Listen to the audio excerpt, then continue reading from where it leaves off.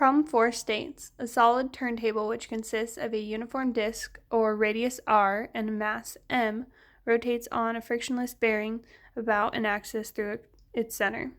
Two blocks of mass m fall on the turntable opposite each other and come to rest at a radius of half of r. Find the final angular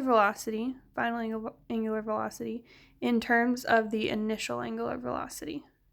They want us to assume that the following blocks initially have no velocity component in the transverse plane.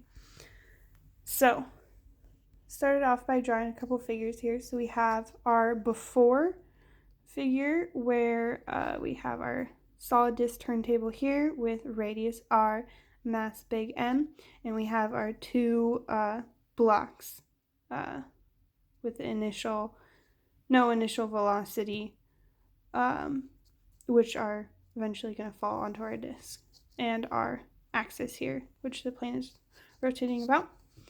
And afterwards, after our masses fall, they are both going to be on the disk at half of r on either side of each other.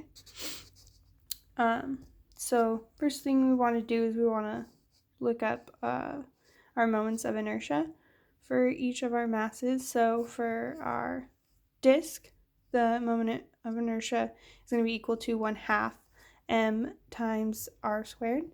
And then for the blocks, it's just going to be, or for a block, the moment of inertia is equal to m times r squared. And the equation that we're going to be using to find the final angular velocity is going to be this one here. So we have our initial moment of inertia times the final moment of inertia times the final angular velocity is equal to the initial moment of inertia times the initial angular velocity.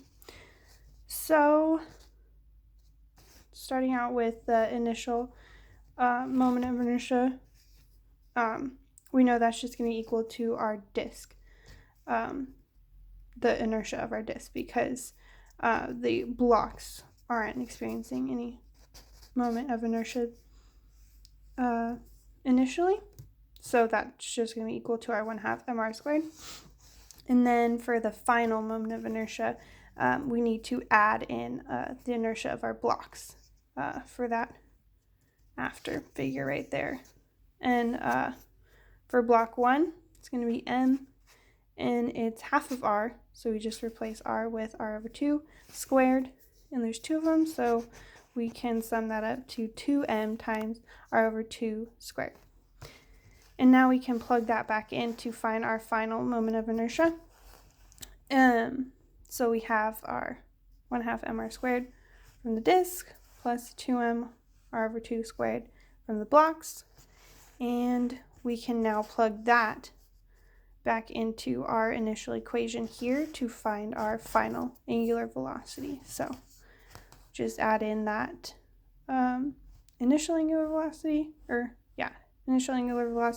initial moment of inertia over the final moment of inertia, and a little bit of algebra there. We end up with our final angular velocity as mr squared times 2 times the initial angular velocity, all divided by mr squared, big mr squared plus little mr squared.